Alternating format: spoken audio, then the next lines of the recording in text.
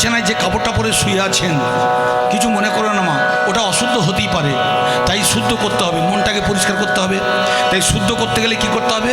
ভোরবেলা উঠে পুষ্করিণী মানে পুকুর অথবা নদীতে স্নান করতে হবে। তবে মা জেনে রাখবেন, পতিত পাবনী মা গঙ্গা, মা গঙ্গার ক্ষমতা বেশি। ও শুধু মা নয়, ও দেবী, ওর জলটাই হলো চরণামৃত। তাই গঙ্গা জলে স্নান করা ভালো। কিন্তু এখানে গঙ্গা পাবেন কোথায়? পুকুরে নামবেন, এইভাবে গন্ডি কেটে নেবেন, নাভি পর্যন্ত ডোবাবেন, আপনারা তুলসী পত্র আর চন্দন সেই সঙ্গে আপনাদের দূর্বা নিয়ে ওখানে নিক্ষেপ করবেন আর বলবেন, ওমা পতিত পাবনী মা গঙ্গা, তুমি একবার এসো তো মা, তোমার চরণে আশ্রয় নিয়ে আমি শুদ্ধ হব। মনে থাকবে, গঙ্গায় স্নান না করলে দেহ শুদ্ধ হবে না। আপনাদের প্রশ্ন হলো, কে বলেছে? আমাদের ঘরের সামনে বড় কোম্পানি হয়েছে মিনারেল ওয়াটার, বোতল ভর্তি পরিষ্কার জল হচ্ছে, শুদ্ধ কিছু আছে। কিন্তু জেনে রাখবেন, গঙ্গা জলটা কোথা থেকে এসেছিল জানেন? শিবের জটা থেকে এসে কোথায় পড়েছিল? ভগবানের চরণে। তাই গঙ্গা জল ছিল পবিত্র, চরণামৃত। মিনারেল বোতলের জলটা চরণামৃত নয়, ভগবানের চরণে আশ্রয় পেতে হবে, আপনাদের কাছে এসেছে। তাই গঙ্গে গঙ্গে চ গঙ্গে, গঙ্গে গঙ্গে চ গঙ্গে, গঙ্গে গঙ্গে চ গঙ্গে, গঙ্গে গঙ্গে চ গঙ্গে, গঙ্গে গঙ্গে চ গঙ্গে, গঙ্গে গঙ্গে চ গঙ্গে। হে দেবী সুরেশ্বরী, হে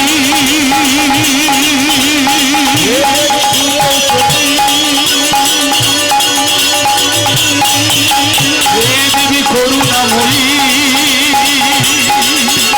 হে দেবী করুণাময়ী, হে দেবী ভাগীরথী। গঙ্গে গঙ্গে চ গঙ্গে, গঙ্গে গঙ্গে চ গঙ্গে, গঙ্গে গঙ্গে চ গঙ্গে। আপনি আমার মা, আমি জানি আপনার কাছে টাকা নেই, আপনি হাজার হাজার খরচা করে কুম্ভে যেতে পারবে না। কি বলছি বুঝতে পারছেন? 144 বছর পরে এত বড় দামি কুম্ভ মেলা হচ্ছে, সেখানে আপনি প্রয়াগে স্নান করতে পারবেন না। কিন্তু জেনে রাখবেন, মা গঙ্গা কত বড় দিয়েছে জানেন? ও কে শুনে রাখুন, সুখদা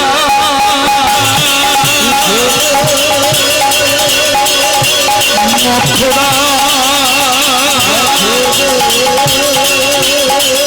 শঙ্কর মৌলি,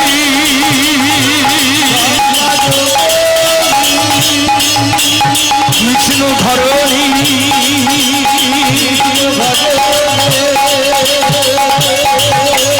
হে দেবী হরি প্রিয়ে।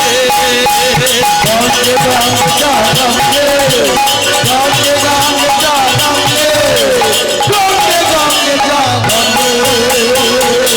দেখলেন মায়েরা, এতক্ষণ পরে দেহটা শুদ্ধ হলো। তবে দেহের ভিতরে এই কি হলো ভাই? দেহের ভিতরে আরো আছে মা, বুদ্ধি আছে, মন আছে, বিবেক আছে, আত্মা আছে, তাদের শুদ্ধ করতে হবে।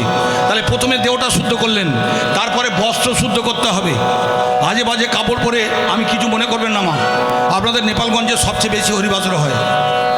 দক্ষিণ 24 পরগনার যত হরিবাসর হয়, আপনাদের বাড়ি বাড়ি ঘরে ঘরে, হ্যাঁ এখানে হরিবাসর হচ্ছে। কদিন আগে হাটে হয়ে গেল না, পাশাপাশি আছে মা। এত হরিবাসর, আপনাদের ভগবান অনেক টাকা দিয়েছে, আপনারা ব্যবসায়ী লোক, দিক মা, আরও দিক। কেন জানেন? আপনারা ভগবানকে দিয়ে তবে নিজেদের ঘরে রাখেন। তাই এই দক্ষিণ 24 পরগনার মধ্যে, সারা ওয়েস্ট বেঙ্গলের মধ্যে নেপালগঞ্জ আমার জীবনের সবচেয়ে বড় আশীর্বাদ এই যে আমি এখানেই বেশি গান বাজনা করি। আর এখানে মায়েদের দেখেছি, এরা পুকুর চাষ করে আর বড় কাছারির কাছে গিয়ে বলে, মাছটার যদি ভালো হয় একটা নামের দল দেবো বাবা। বুঝতে পারছেন মায়েরা? তারা চট করে ব্যাংকে টাকা রাখে না, হরিবাসরে দিয়ে যদি কিছু থাকে তবে রাখিস বাবা।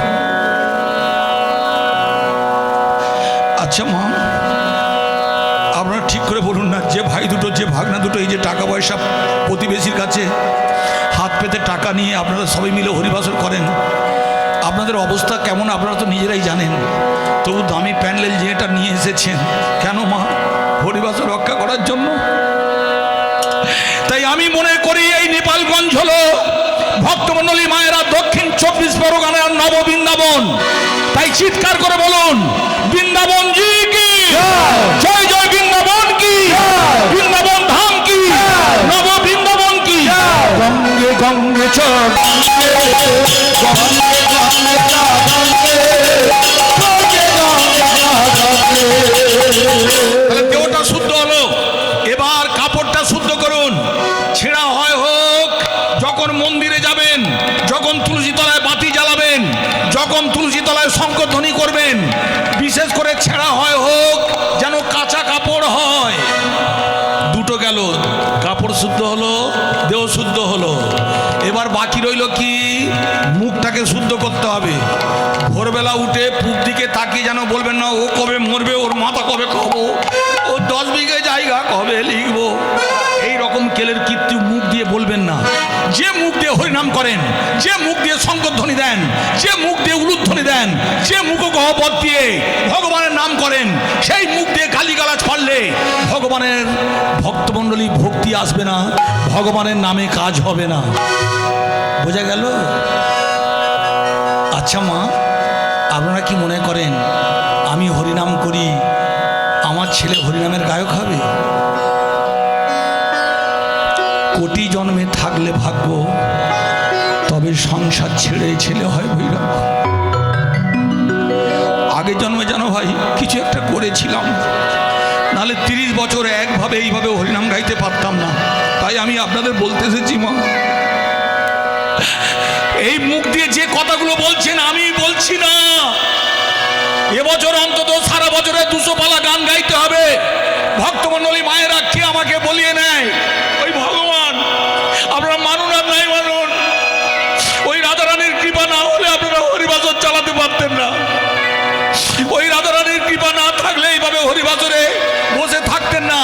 তাই যার গুণগান গাইবেন, যার নাম বলবেন, সেই মুখ দিয়ে আজে বাজে ভাষা বলবেন না, তবে মুখটা শুদ্ধ হবে। তারপরে কি করবেন, এবার আপনাকে যেতে হবে মন্দিরে পরিক্রমা করতে। কটার সময়? 9 দিবা 9 নিশি ব্রহ্ম মুহূর্তে, মানে ভোরবেলায়। সেই সময় যে আপনি যাবেন, ভগবানের জন্য কি নিয়ে যাবেন? ভগবান কোথাও বলে যায় না কেসি দাসের রসগোল্লা দাও, আসতে ভীমনাগের সন্দেশ দাও, এগুলো দিতে লাগে না। কিন্তু ভগবানকে দিতে গেলে তুলসী পত্র লাগে। তুলসী তুলসী কৃষ্ণ প্রেয়সী, একটা তুলসী পত্র দাও, তুলসী পত্র দাও। তুলসী তুলসী কৃষ্ণ প্রেয়সী, তুলসী পত্র তুলসী পত্র।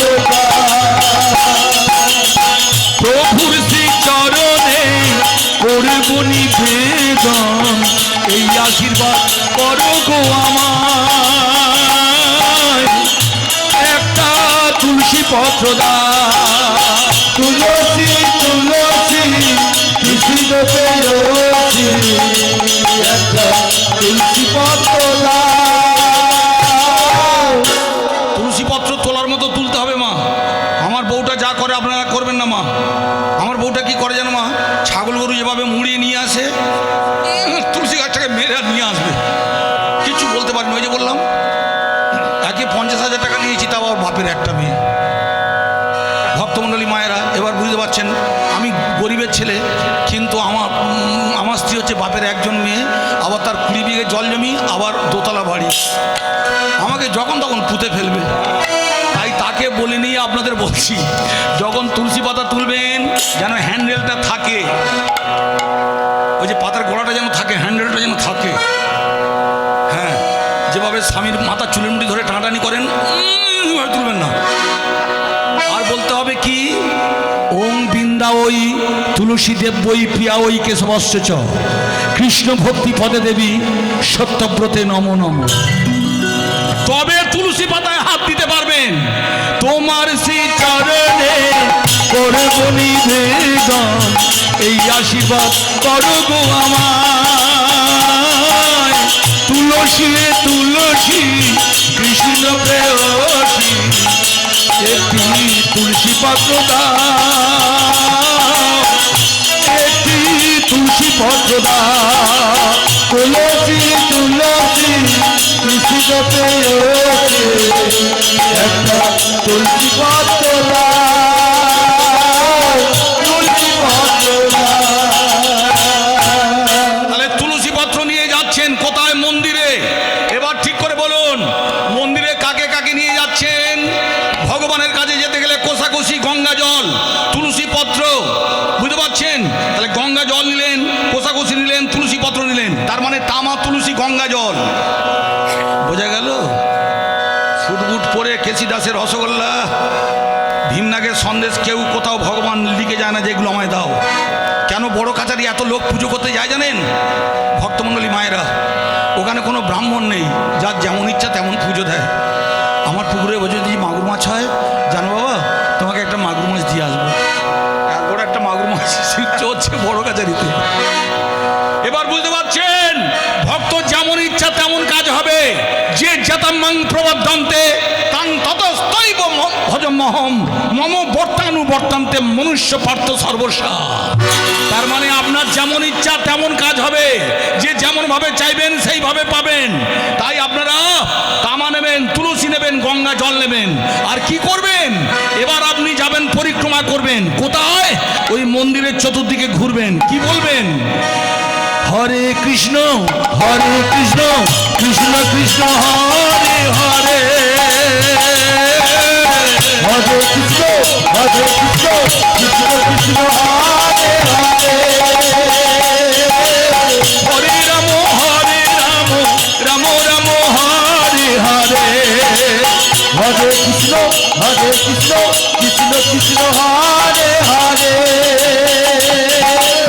হরে রাম রাম রাম হরে হরে। এইটা বললাম মাইকে, কি বলে গো? তারক ব্রহ্ম নাম। আচ্ছা বলুন তো মা, পৃথিবীতে সবচেয়ে দামি কি?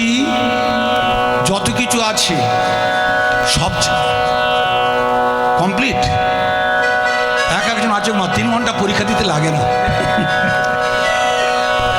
ডাল ভাত সিদ্ধ করে স্বামীকে দেবেন, 4 দিন 6 দিন খাবে, তারপর একদিন পালাবে। তাই চট করে উঠে চলে যাবেন না, ধর্ম আসতে। এবার ভালো করে শুনুন, যে কথা বলার জন্য এই কথাগুলো বললাম। চুলের শ্রেষ্ঠ চাঁচর চুল, কুলের শ্রেষ্ঠ যাদব কুল, নামের শ্রেষ্ঠ রাম নাম। যতগুলো নাম আছে শ্রেষ্ঠ নাম হলো রাম নাম, আর মন্ত্রের শ্রেষ্ঠ হরিনাম। তাই হরিনামটা হচ্ছে তারক ব্রহ্ম নাম। ভক্তমণ্ডলী মায়ের এই তারক ব্রহ্ম নামটা আপনাদের এখান দিয়ে যখন কার্তিক মাসে যাচ্ছিলাম, কতগুলো মা তুলসী দেবীকে মাথায় নিয়ে ঘমটা দিয়ে আপনাদের এই নেপালগঞ্জের রোড দিয়ে বলতে বলতে যাচ্ছিল, হরে রাম রাম রাম হরে হরে, হরে কৃষ্ণ কৃষ্ণ কৃষ্ণ হরে হরে, হরে রাম রাম রাম হরে হরে। নাম জপু নামে ভজু নামে করো নামিয়েছে ভক্তের দান করিবে উদ্ধার। নাম ভজ নাম জপ নাম করো, নাম দিয়েছে ভক্তের পার করিবে উদ্ধার। মায়েরা, তাহলে আপনারা পরিক্রমা করতে করতে মন্দিরের চতুর্দিকে ঘুরছেন, পরিক্রমা করছেন আর হরিনাম করছেন। এবার আপনারা বলুন, ভগবান যে পুজো দেন, ভগবান কি খেতে ভালোবাসেন? লক্ষ্য রাখুন মায়েরা, এই যে আপনারা ভগবানকে পুজো দিচ্ছেন, কি দিয়ে পুজো দিচ্ছেন? ফুল নিয়ে এসেছেন, ফল নিয়ে এসেছেন, গঙ্গা জল নিয়ে এসেছেন। কিছু মনে করবেন না, ভগবান সবচেয়ে বেশি ভালোবাসেন দধি দুগ্ধ ঘিত মধু। বুঝতে পারছেন? এবার দুধটা কে দিয়েছে? গাভী দিয়েছে। ফলগুলো কে দিয়েছে? গাছ দিয়েছে। ফুল কে দিয়েছে? গাছ দিয়েছে। ওই জলটা কে দিয়েছে? মা গঙ্গা দিয়েছে। আপনি যে পুজো করছেন সব কিন্তু আপনার ধার করা মাল। তাই যারা আপনাকে, আর বছর মাইকলা মনে হচ্ছে চেঞ্জ হবে, কথা বলি না মায়েরা, যে কথা বলছিলাম। তাই আপনি যে ভগবানের পুজো দিচ্ছেন, জেনে রাখবেন আপনার কিচ্ছু নেই, সব ধার করা মাল। তা যারা আপনাকে দিয়েছে তাদের দিয়ে খাবেন না। যারা উপকারীর উপকারিতা ভুলে যায় তারা শয়তান, তারা অধার্মিক ধার্মিক বলছেন মায়েরা, যে আপনার জন্য জলে নামলো, যদি তার জন্য আপনি পাকে নামতে পারেন তবে যথার্থ কাজ আপনি করলেন। কিন্তু মানুষ নেমো হারাম। যে বাড়িতে খেতে যাবে গো মা, এক একটা লোক আছে হাতটা ধোয়ার পরে বলে, এই শালা লুচি গোল হয় না, এইরকম যন্ত্রের বাক্স কিছু আছে গো মা। এরা এত কষ্ট করে হরিবাসর চালাচ্ছে, তারা শুধু চিন্তা করছে কবে উঠবে, 50 টাকা করে প্রতি বছর চলে যাচ্ছে। এই রকম মনোভাব যারা নেবেন তাদের কিন্তু হরিনাম ভালো লাগবে না। তাই আপনাদের বলতেছে যে ভক্তমণ্ডলী মায়েরা, ওই যে ভোর 4টের সময় হরিনাম করছেন, কারা শুনছিল? হরিনাম যারা বলে তারা শোনে না, শোনে কারা? লতা বৃক্ষ কীট পতঙ্গ পশু পাখি যারা ভগবানের জন্য জল পাঠিয়েছে, ফল পাঠিয়েছে, ফুল পাঠিয়েছে, তারা শুনছে। এবার তারা কোথায় থাকে? ভগবানের বাম দিকে থাকে ভক্ত মানে রাধা, ডান দিকে থাকে কারা? কংস মামা শয়তান। তাই একটা ব্যাগ চুপটি করে বসেছিল গাছের আড়ালে ভোর 4টের সময়। আপনাদের মন্দিরের পিছনে যে গাছটা ছিল, ওই গাছের ডালে বসে বসে দুটো পাখি তারাও বলছিল, হরে রাম হরে রাম, রাম রাম হরে হরে, হরে কৃষ্ণ কৃষ্ণ কৃষ্ণ হরে হরে, হরে রাম রাম রাম হরে হরে।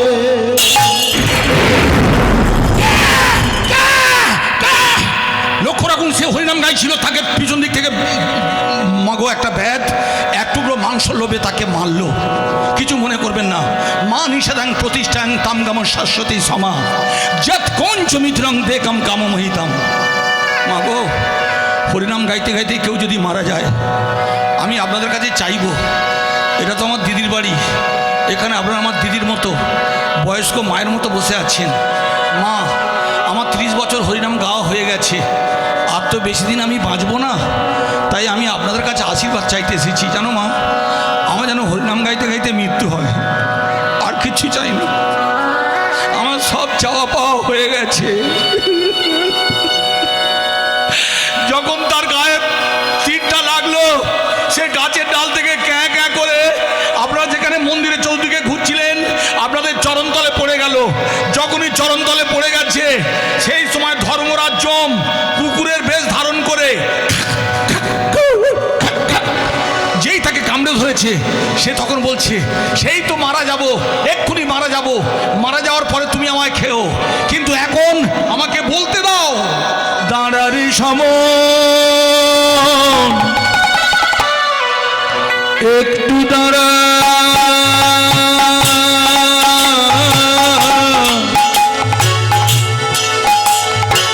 কৃষ্ণ নাম গাইতে দে, রাধে সম একটু দাঁড়া, কৃষ্ণ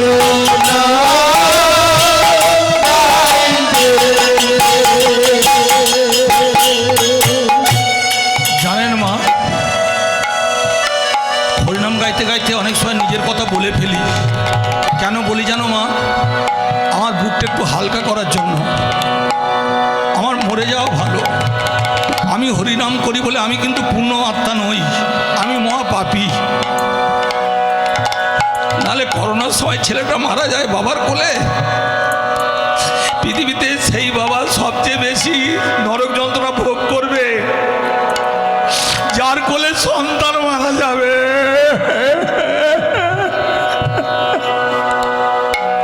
হরিনাম গাইছিল পাখিটা, তাকে পানটা মারলো, আর সে বলছে মরার সময় হরিনাম বললে ভগবানকে পাওয়া যায়, শুধু একবার গাইতে দাও। দাঁড়ার সময়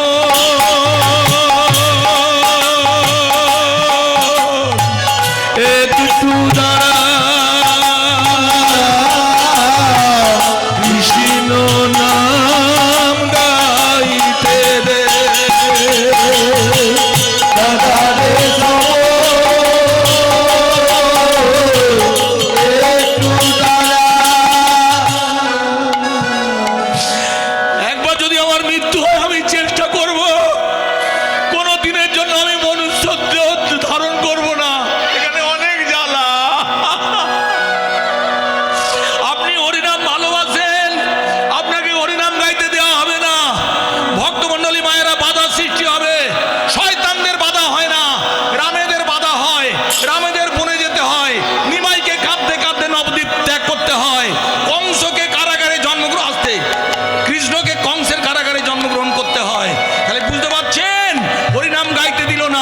সে তখন বলছে শুধু একটু অপেক্ষা করো, শুধু কৃষ্ণ নাম গাইতে দাও। কেন?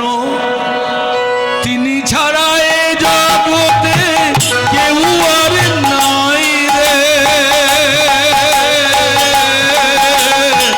কৃষ্ণ নাম গাইতে দে, দাদারে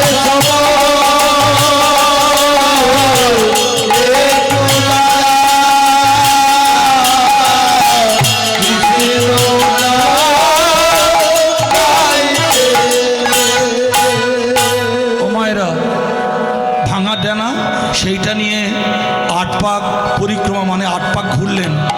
আপনারা সবাই মন্দিরের পড়বে, মন্দিরের ভগবানের কাছে পৌঁছে গেলেন। সে কিন্তু পৌঁছাতে পারল না, কাঁদছিল। ভগবান তখন হাতটা বাড়িয়ে দিলেন। ভক্তমণ্ডলী মায়েরা, পাখিটা বললে, ও ভগবান, আমি তো তোমার দাস, তাই বলছিলাম কি, দাস কোনোদিন বুকে থাকে না, দাস সবসময় চরণে মানে পায়ে থাকে। তাই ভক্তমণ্ডলী মায়েরা, আমরা ভগবানের চাকর, আমরা তার সিংহাসনেও বসবো না, তার বুকেও থাকবো না, আমরা তার চরণে থাকবো। একটু পাটা বাড়িয়ে দাও না, সেই তো আমি মারা যাবো, একটু দাও, একটু পাটা বাড়িয়ে দাও।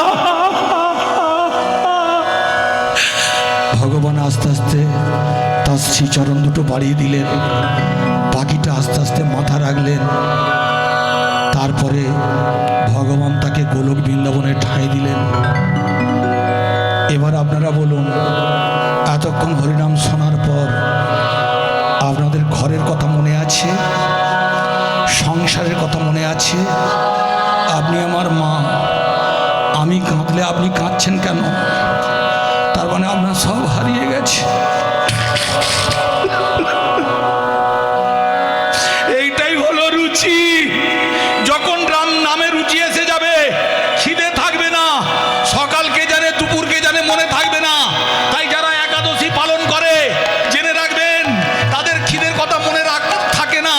অনেকে বলে, হ্যাঁ পঞ্চশস্য খেও না, সরষের তেল খেও না, কাঠ বাদাম টাদাম এইসব খেতে পারো, আলু ভাতে খেতে পারো, কিন্তু আমি আপনাদের বলে যাই, যখন সত্যি সত্যি নামে রুচি আসবে, খিদের কথা মনে থাকবে না। আমার ভাগনাদের জিজ্ঞাসা করুন, প্রতি বছরের আমাদের খাওয়া দাওয়ার ব্যবস্থা করে, হরিনামের পর আমি কিছু খাই না কেন জানেন? আমার খিদে থাকে না, নারী মোটা হয়ে যায়। তাই দাঁড়ার সময় একটু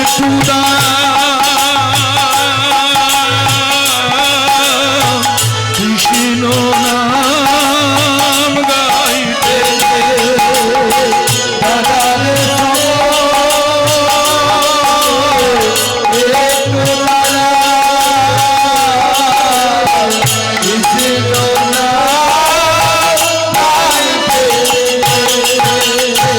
নামে রুচি কাকে বলে বুঝতে পারলেন? এবার আপনারা শুনুন, জীবে দয়া। 527 বছর আগে নদিয়ার ছেলে গৌরহরি বলে গিয়েছিলেন, নামে রুচি জীবে দয়া। জীবে যারা দয়া করতে পারবে, মানুষের পাশে কাঁধ মিলিয়ে যারা দাঁড়াতে পারবে, মানুষের অন্ন বস্ত্রের দিকে যারা তাকাতে পারবে, ভক্তমণ্ডলী মায়েরা, সেই জীবে দয়া যাদের আছে, তাদের গলায় মালা পরে হরিনাম করলে কাজ হবে। আর 125 বছর আগে কলকাতার দত্তবাড়ির ছেলে নরেন্দ্রনাথ দত্ত বলে গিয়েছিলেন, কি জানেন? জীবে প্রেম করে সেই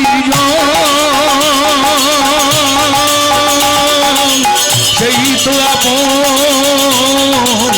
ভগবানের, সেই তো আপন। জীবে প্রেম করে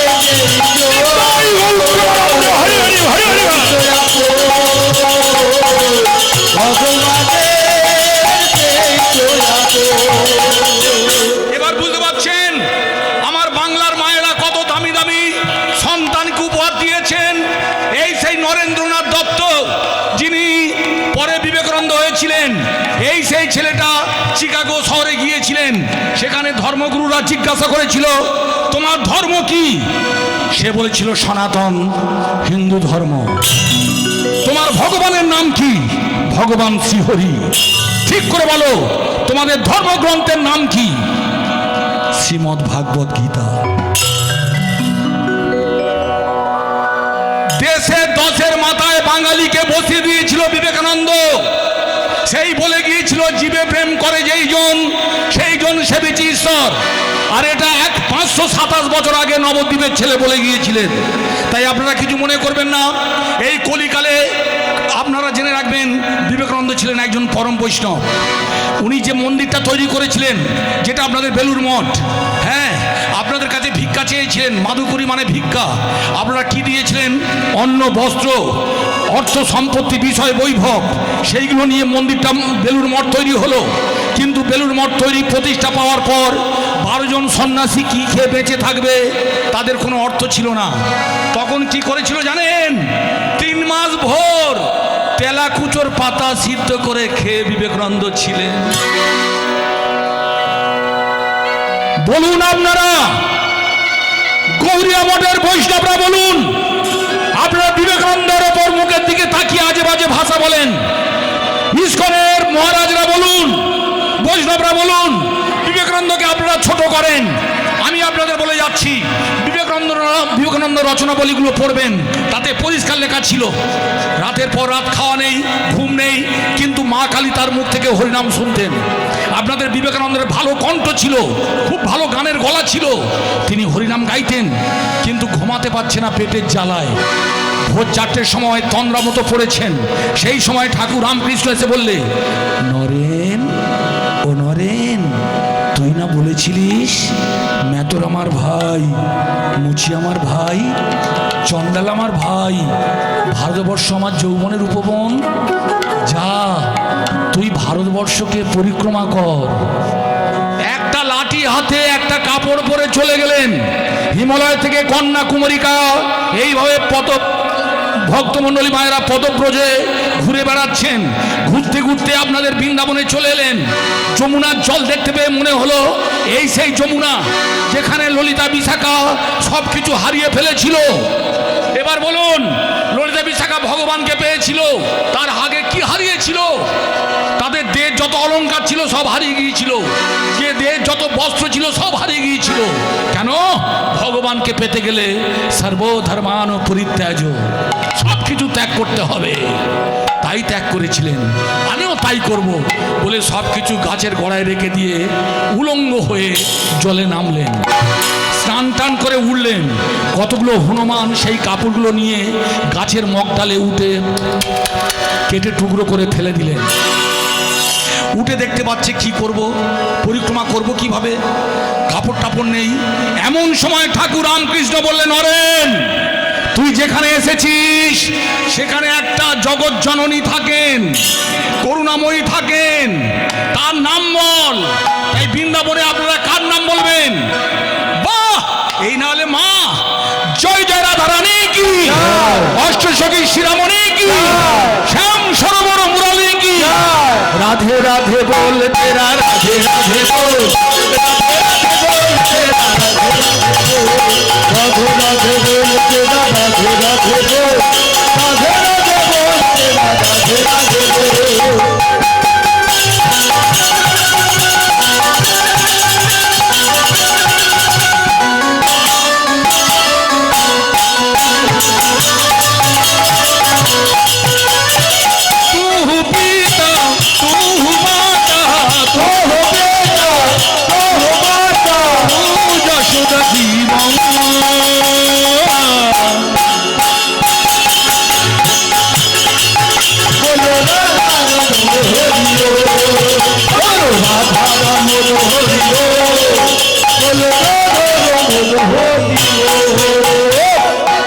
চম্পক বরণী, বয়সে তরুণী, হাসি তো আমিও ধারা, বিচিত্র বেনী, হরিণ নয়নী, মাগো হরিণের মতো চোখ, চাঁপা ফুলের মতো দেখতে, কাঁচা সোনার মতো, হাসলে যেন মুক্ত ঝরে।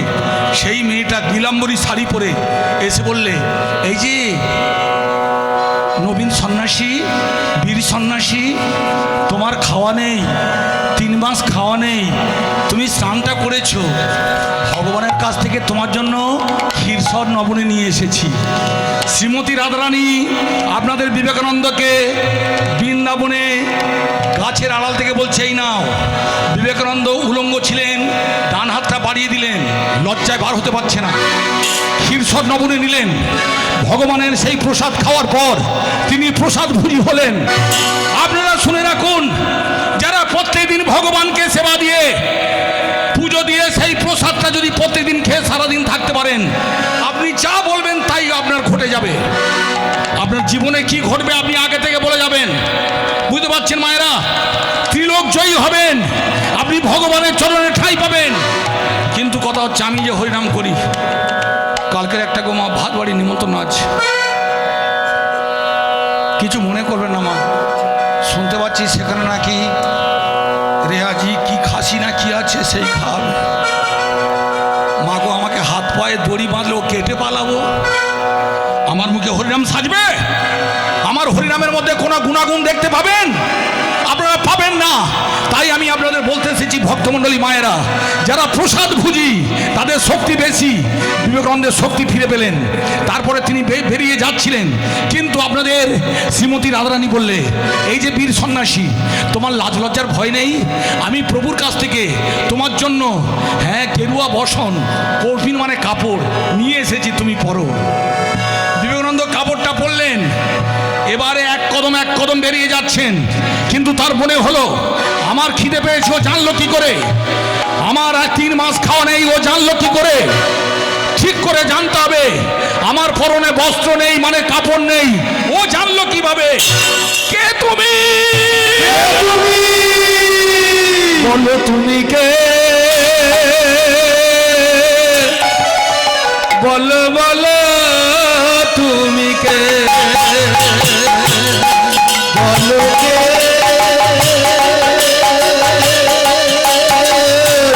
বলো বলো বলো কে? ও মায়েরা, কি বলছি বুঝতে পারছেন? বৃন্দাবনে গিয়ে কার নাম বলবেন?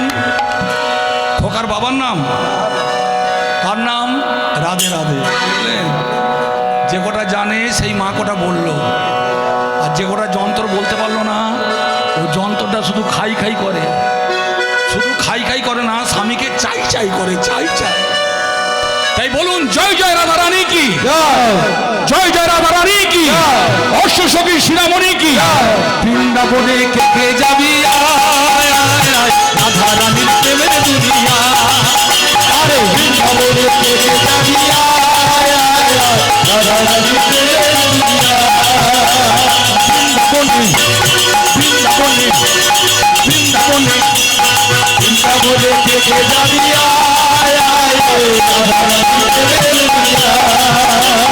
বৃন্দাবনে কে যাবি রাধা রানীর প্রেমের দুনিয়া। প্রেমের দুনিয়ায় বৃন্দাবনে কে যাবি রাধা রানীর প্রেমের দুনিয়া। রাধা রানীর প্রেমের দুনিয়া। রাধা রানীর প্রেমের দুনিয়া। কাউকে যেন বলবেন না, যদি বৃন্দাবনে যান কি দেখতে পাবেন? যেটা গেলে দেখতে পাবে রাধার শ্রীচরণ, সেটাই আবার বসে আছে কানু মহাজন। যেটাই গেলে দেখতে পাবি রাধার শ্রীচরণ, সেটাই আবার বসে আছে কানু মহাজন। বৃন্দাবনে বৃন্দাবনে বৃন্দাবনে কে যাবি রাধা রানীর প্রেমের দুনিয়া।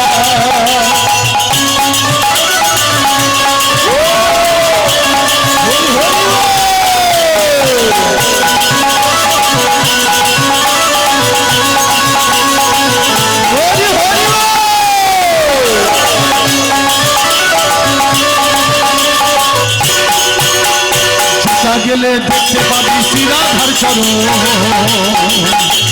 সেটাই আবার বসে আছি রাধাজন।